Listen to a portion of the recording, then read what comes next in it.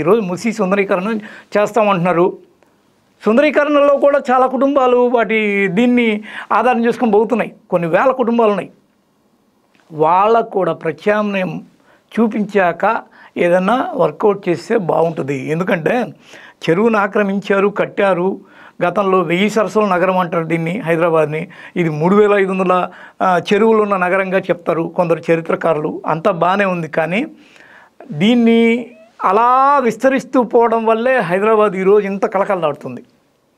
ఈరోజు ఆ కలకల పోయేలాగా అయితే మనం చేయకూడదు. సర్దుకోవాలి, జాగ్రత్తగా సెట్ చేయాలి. ఆ సెట్టింగ్ లోపమే హైడ్రాలో విపరీతంగా కనిపించింది. నేను ఇప్పుడు 3 సార్లు చెప్పే ఈ మాట. కాబట్టి గుర్తించాల్సిందిగా మనవి. ఎనీహౌ చెరపక్కుర చెరువు అంటారు, చెడేవు కాదు చెరువు.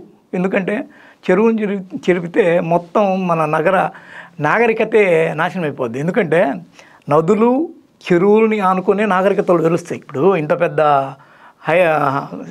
హుస్సేన్ సాగర్ ఉంది. ఆ హుస్సేన్ సాగర్ మొత్తం హైదరాబాద్కే రాత్రి పోయి చూడండి మీరు 1 గంటకి పోయినా కానీ అక్కడ ఫుల్ జనం ఉంటారు, రష్ ఉంటారు. అందులో వీకెండ్లో అయితే డబల్ ఉంటారు. ఎందుకుంటారు?